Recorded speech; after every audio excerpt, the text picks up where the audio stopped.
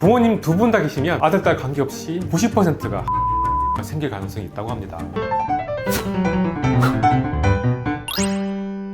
안녕하세요. 더 행복한 흉부외과 의원 대표원장 박준호입니다. 이 혈관 건강이 왜 중요한지에 대해서 설명해 주시면 좋을 것 같습니다. 혈관은 영양분과 산소를 구석구석 이렇게 공급해주는 통로 역할을 해요. 근데 이 통로가 좁아지거나 막힌다면 장기 기능이 떨어지겠죠. 그래서 만병의 근원이 될 수 있는 아주 중요한 역할을 하게 됩니다. 혈관의 건강이 아주 중요하다고 말씀드릴 수 있죠. 하지정맥류 모르는 사람이 참 많을 것 같아요. 그걸 좀 알기 쉽게 좀 설명해 주실 수 있을까요? 하지정맥류라는 것은 정맥의 판막에 이상이 있으면서 생기는 질환이에요. 정맥의 판막이라는 것은 정맥의 피가 밑에서 위로 심장 쪽 올라가야 되는데 중력에 의해서 피가 밑으로 떨어지는데 그걸 막아주는 게 판막이에요. 이 판막이 깨지거나 부서지면 피가 밑으로 흘러내리게 되는데 그걸 역류라고 해요. 이 역류된 피가 압력을 받아서 진행하게 되면 부풀게 되죠. 그래서 하지정맥류가 계신 분들이 다리가 무겁다든지 땡땡하다든지 저리거나 아픈 증상을 나타내게 되는 거죠. 하지정맥류는 그런 증상, 결국 혈액순환이 안 되는 병을 뜻하는 겁니다.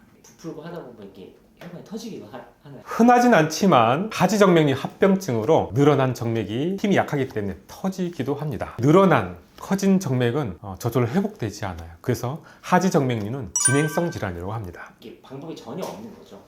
판막이 부서진 것은, 고장난 것은 이제 돌아오지 않습니다. 그래서 역류는 계속 진행하면서 점점 나빠지게 되죠. 늘어난 혈관들은 축소하기 그 늘어난 혈관은요, 원래 일반적으로 정맥은 조금씩 늘어나는데, 우리 저 고무줄 아시죠? 고무줄을 이렇게 좀 느렸다가 놔두면 다시 돌아오는데, 너무 많이 느리면 이게 탄력성이 떨어지는 것처럼 돌아오지가 않습니다. 그래서 그냥 안고 가게 되기 때문에 계속 정맥류는 악화되는 거죠.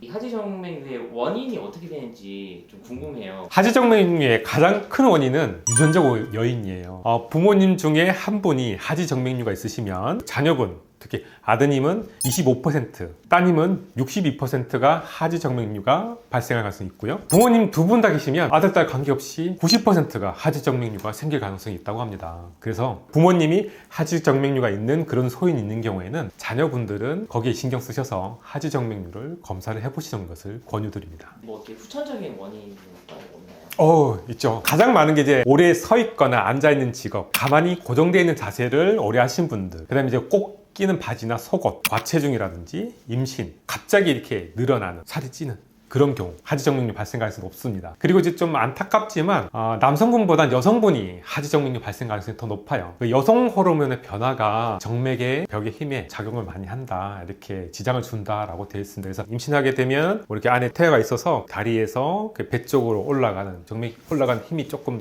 지장을 받을 수 있지만 가장 많은 원인이 여성 호르몬의 변화라고 합니다. 임신하거나 또 여성분들이 이렇게 월경할 때 그것들이 정맥에 지장을 준다, 남성분보다는 잘 생긴다라고 되어 있습니다.